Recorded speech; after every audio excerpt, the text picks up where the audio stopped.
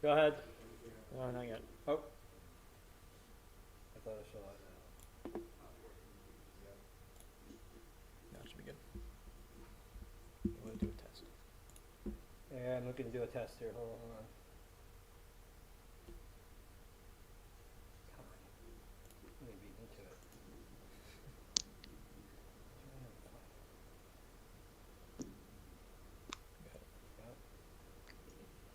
All right.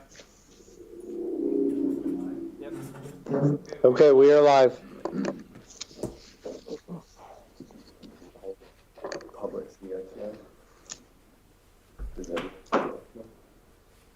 Okay, it is 7:06, and I'll call the Monday, September 14th regular meeting of the Jersey Shore Area School Board of Directors to order. Mr. Enders, can you do a roll call, please? Mr. Becker. Here. Mr. Brungard. You're muted, Harry. No, he's. Mr. Brungard. Yes, here, present. Ms. Dobler. Here. Mrs. Grant. Here. Mr. Kinley. Here. Mrs. Petrosky. Here. Mrs. Stemler. Here. Mrs. Thomas. Here. Mr. Allen. Here. All 9 members present. Okay, this time then, if we can mute the mics for the Pledge of Allegiance.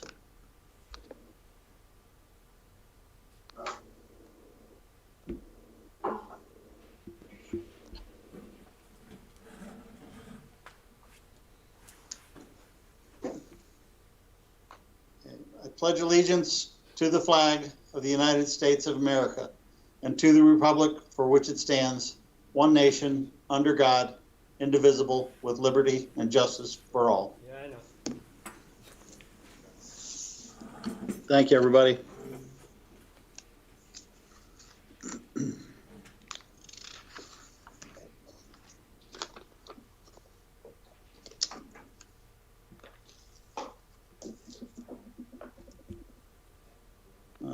Communications, Dr. Ulmer.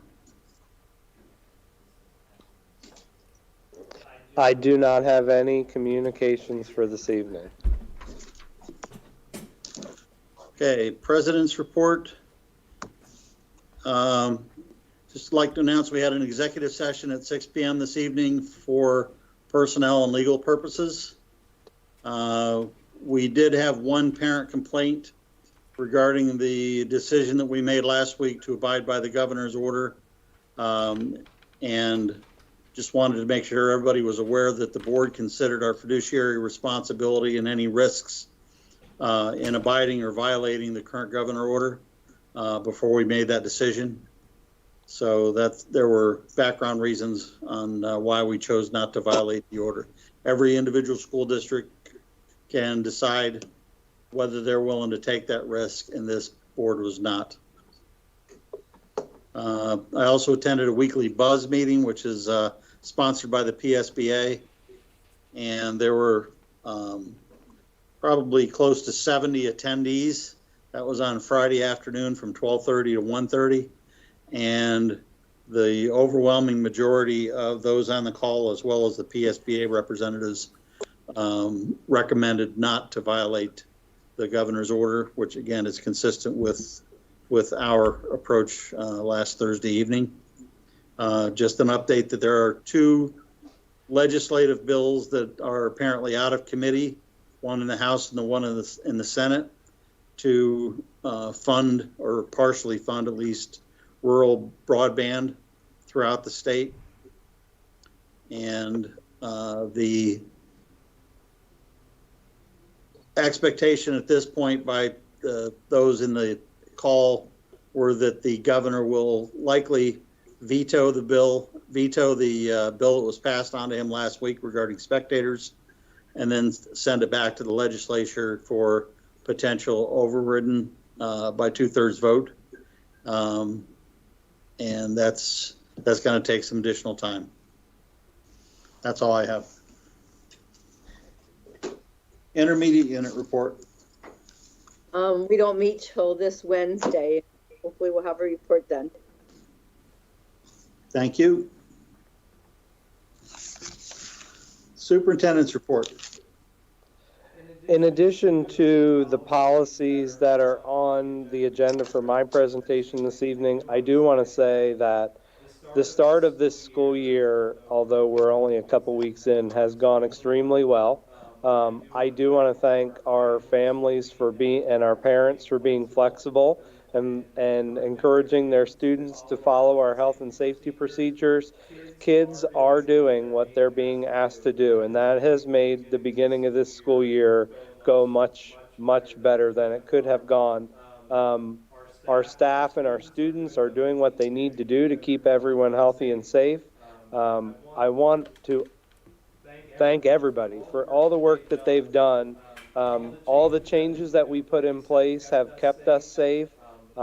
Yes, we have had some scares of people having to be tested or individuals and families connected to the district having to be quarantined or tested.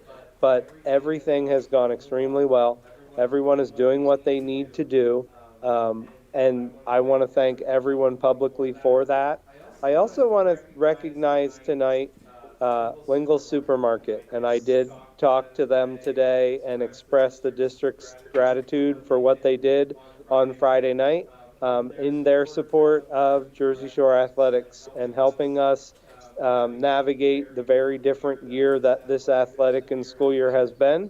But I want to publicly say thank you to them and their support of Jersey Shore Athletics and their cooperation with the football boosters.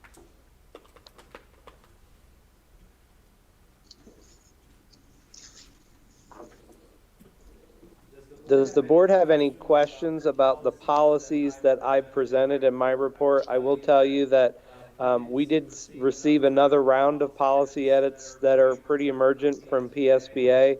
The 5 on this list are included in that, and they are being updated because of changes in legislation due to the pandemic. So many of the things that you see there in that set that are starting through the process have language changes because of legal changes due to the pandemic. Any questions on policy 111, lesson plans?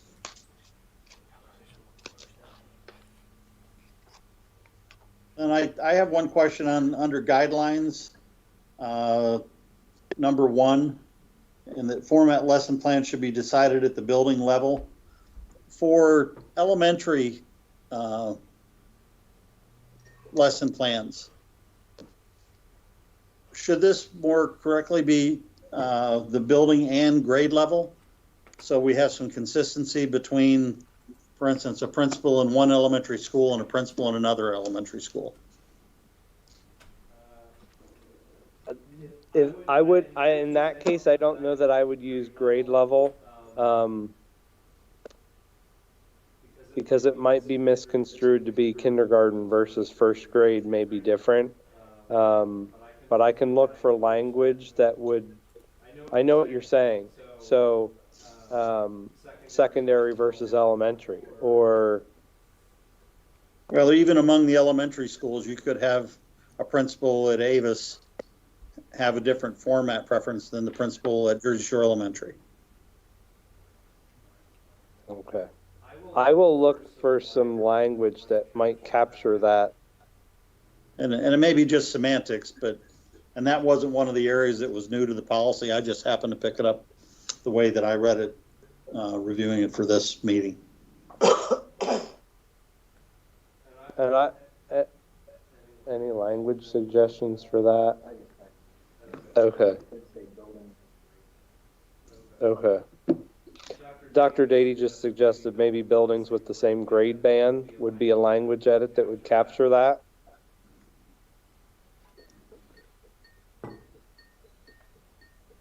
Yeah, whatever. And I can make that update prior to the first read of the policy. Okay.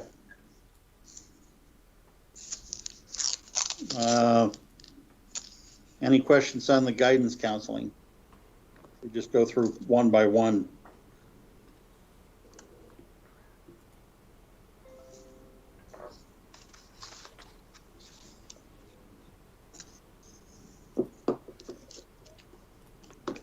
immunizations and communicable diseases, or health examinations and screenings.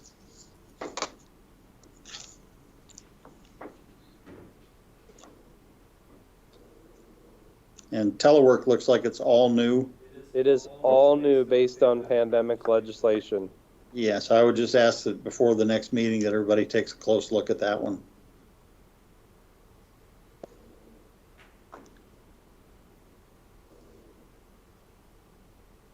Anything else for the superintendent's report?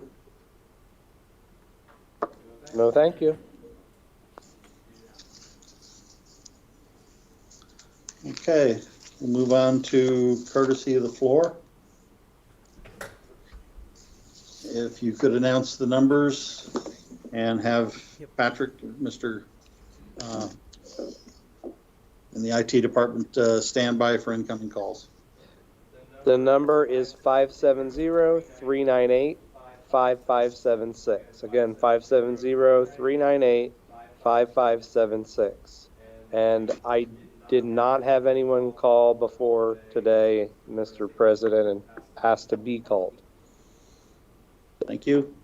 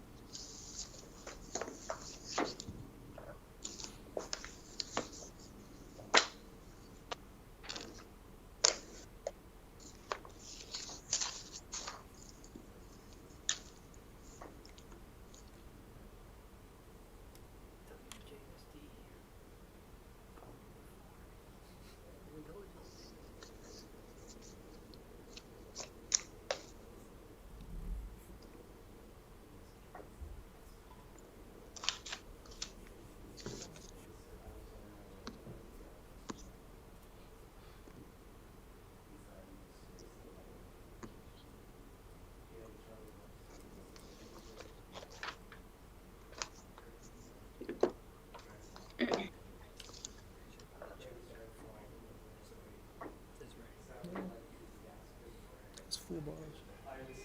The battery's charged. Okay.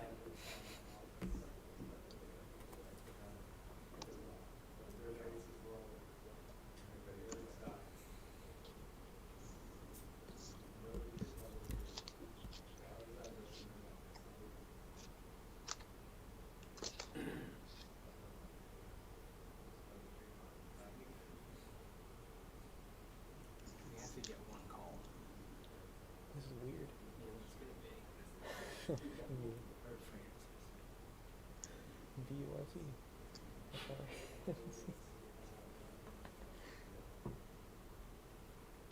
I'm gonna be shocked if we don't get one call. It's taking a while. I'm surprised.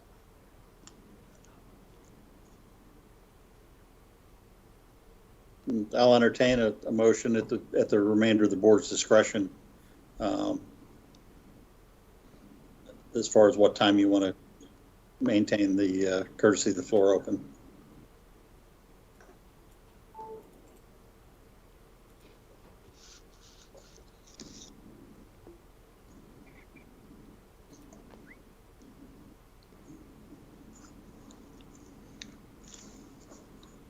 What time did we open courtesy? I think I had 7:14. They were fine. Sound about right to everybody else, or?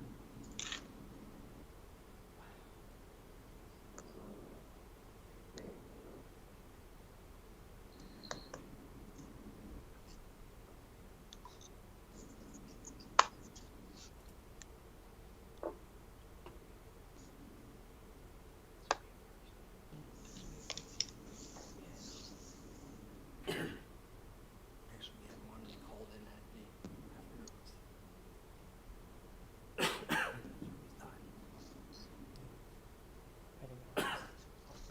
I'd move to close courtesy of the floor. Second. I motion. Yeah. So, Mr. Becker and Mrs. Thomas. Any discussion on closing courtesy of the floor? Hearing none. Mr. Enders, could you do a roll call, please? Mr. Becker, Yes. Mr. Brungard, Yes. Ms. Dobler, Yes. Mrs. Grant, Yes. Mr. Kinley, Yes. Mrs. Petrowski, Yes. Mrs. Stemler,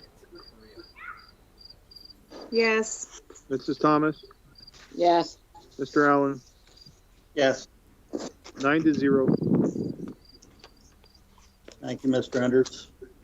We'll move on to personnel items. We have A through K. I have a motion to approve. So moved, Mary. Second. It's Ms. Thomas and Mr. Brungard. Any questions or concerns on any of the items in personnel? Yeah, I wonder if it didn't update the clock when it rolls back.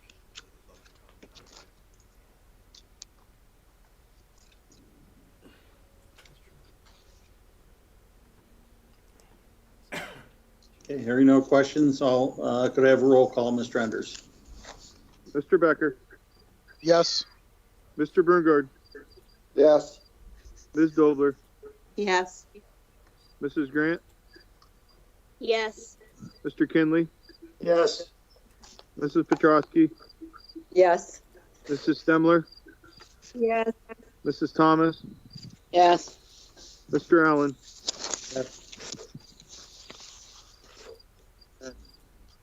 Okay, 9-0. Thank you, Mr. Enders. We have nothing under curriculum instruction, nothing under building and grounds. Finances, finance A through C. So moved, Mary. I'll second. Okay, Ms. Thomas and Mr. Brungard. Any questions or concerns on A through C?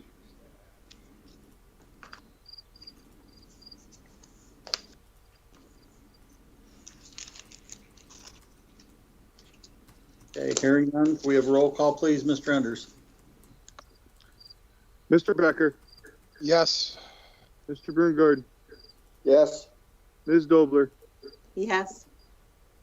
Mrs. Grant, Yes. Mr. Kinley, Yes.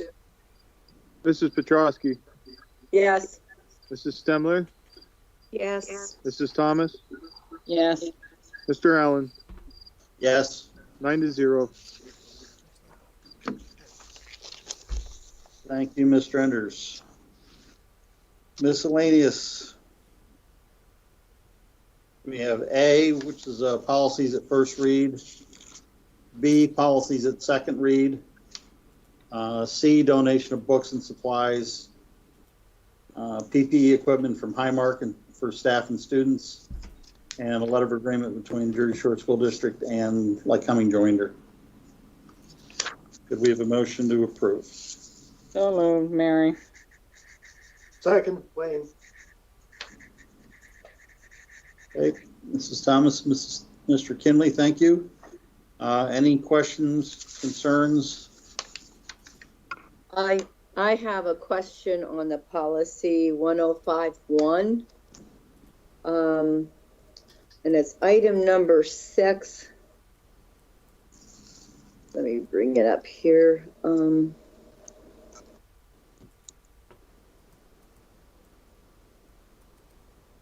It's under the guidelines, item number 6, and it says, because it's on review of instructional materials by parents/guardians and students, and I understand that has always been in this policy, but I wonder why it says no more than one request per semester may be made by any parent, guardian, or student for each enrolled child.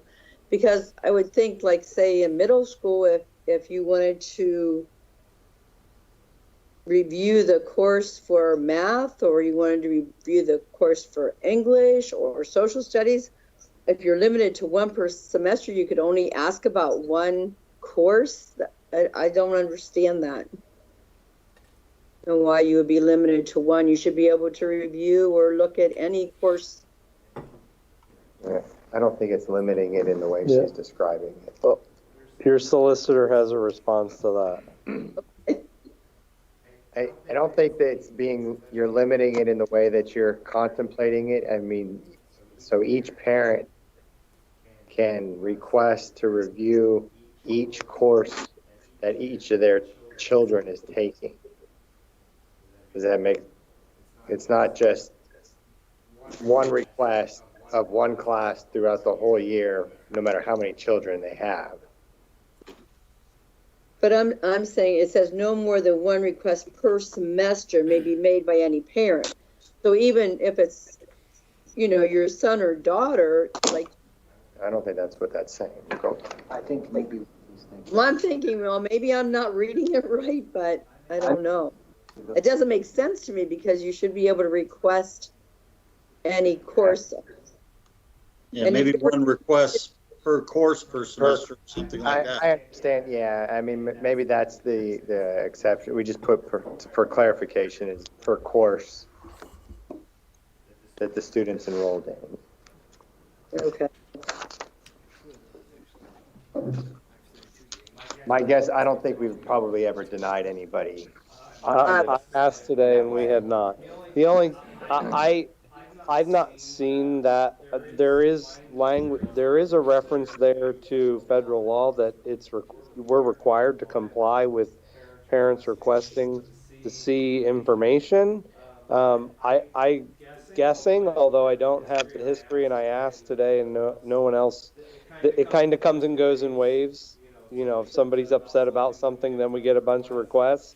I think there was just a number put in there so that we could stem, like if there was a group upset about something, we weren't overwhelmed by a volume of every individual parent could make that same request. But we can clarify that it's per course, per parent per course. If that's our concern, then should we limit the amount of time that those texts can be checked out to make sure that they're available to as many parents as possible? Well, according to number 5 right above, they're not taking the materials out. No parent or guardian or student shall be permitted to remove the materials provided for review. They have to review the materials here on site according to the policy. That would be consistent with law. Federal regulations related to that.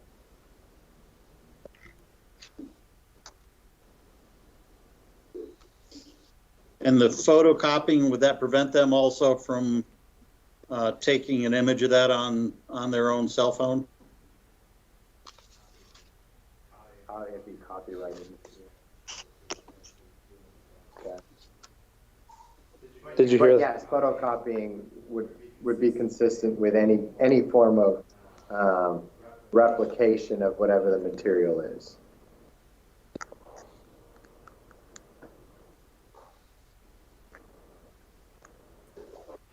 Should we put something in there so that is somebody really going to sit down with this parent and watch them the entire time that they're in a separate room to make sure that they don't do that?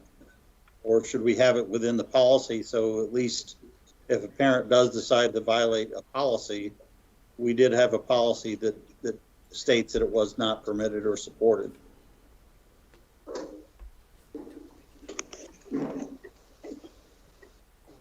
Are the parents given a copy of the policy when they come in? Otherwise, how do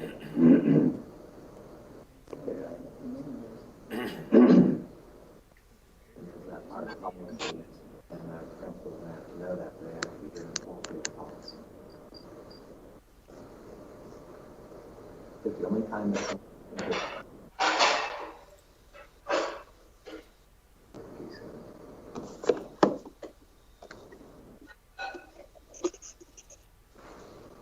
You want that? I mean, we could add it. I don't necessarily. So, Mr. Allen, my understanding, you want to add a line about, Or just put in there that it is subject to copyright laws. I mean, it could be probably 3 or 4 words. yeah, no images or photocopies. Correct. Yeah, that would work.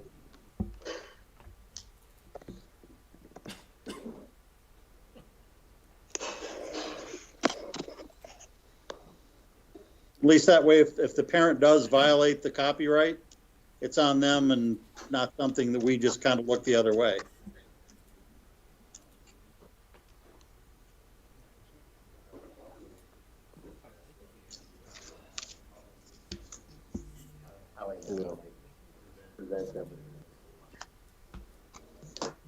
Your solicitor is suggesting that if this request is made, we provide a copy of this policy so they know what the terms are. Makes sense?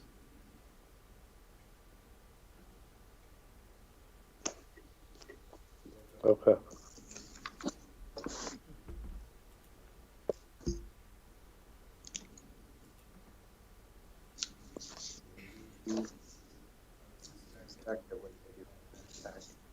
They contact the building principal. Yep.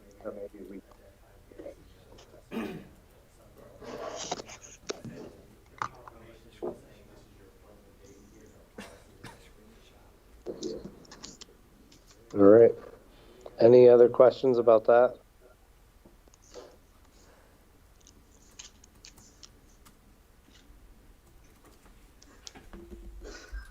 Any questions on the second read for those additional policies?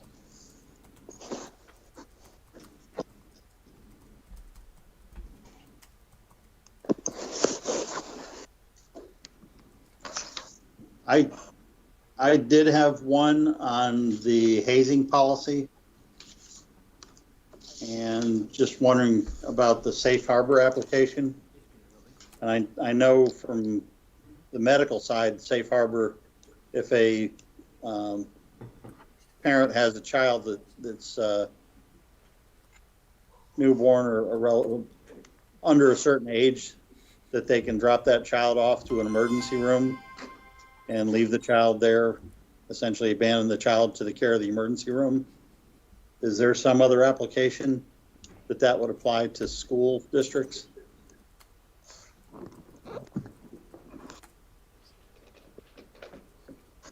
He's looking at this right here. I think it's on the last page.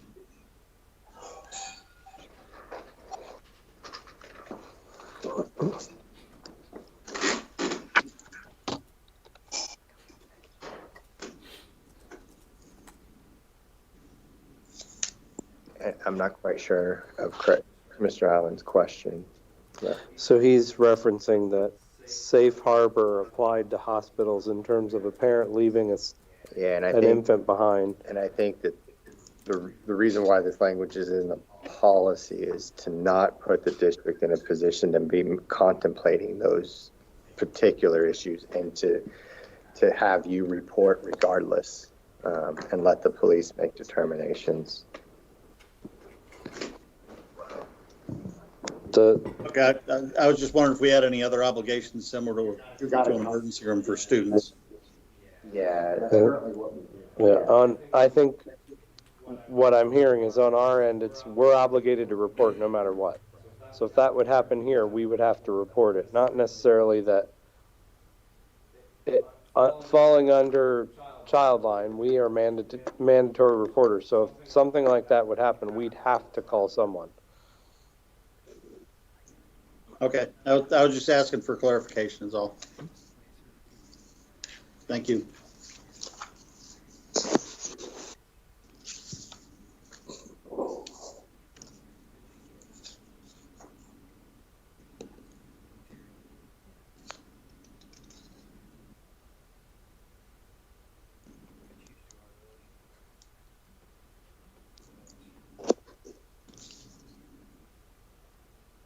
Any questions on the remaining items?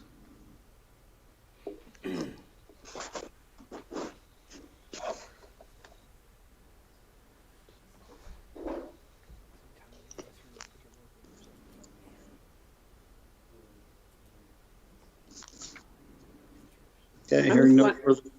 I was wondering what kind of supplies Highmark is offering our school district. I see here there's a donation. I can. There's two things. One is masks, a box of cloth masks.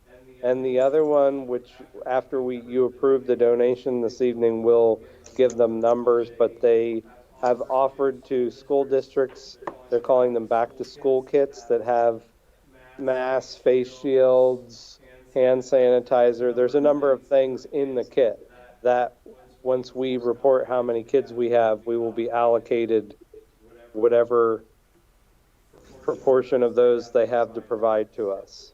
That's wonderful. Okay. Okay.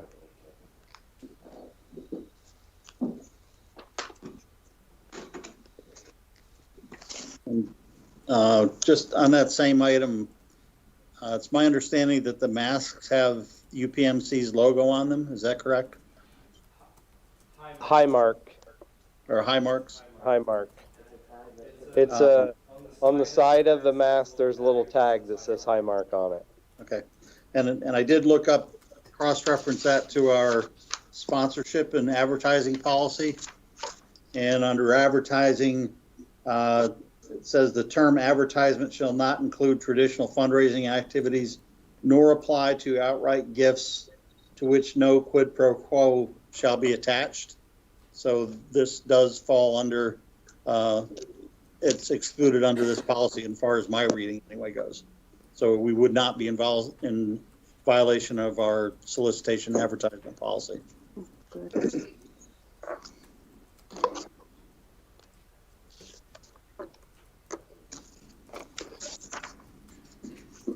Dr. Dady confirmed there's no obligation on our end. They're just giving them. Yeah, that was my understanding. I just wanted to make sure that if anybody had any questions, whether it fell under that policy, that it does seem to be excluded. Okay. Any other questions on this item or any of those items?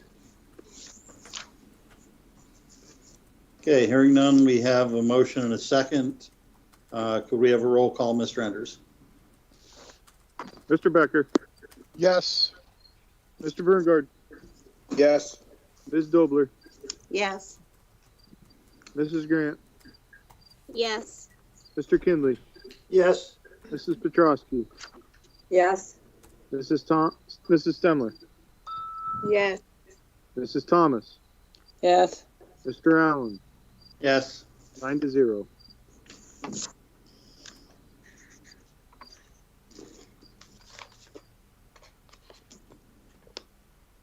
Okay, moving on. Does anybody have anything that they'd like to bring up under old business?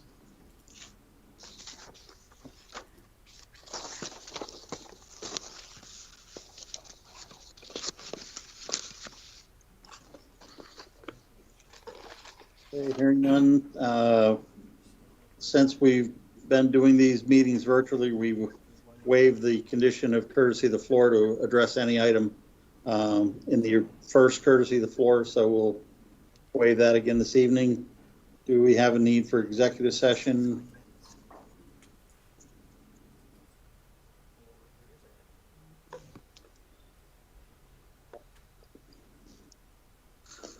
Okay.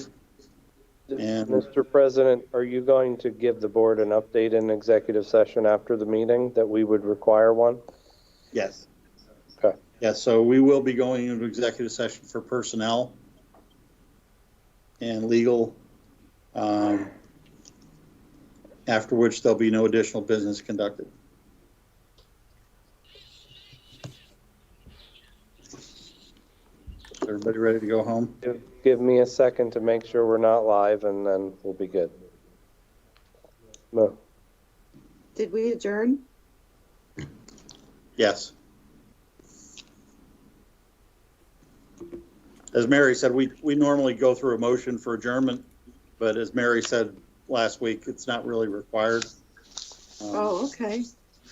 All right, so I hang up now, or Long is there as there's legal? no objections to. Mr. Thomas is correct in that, so. What's that? Hold on, mate.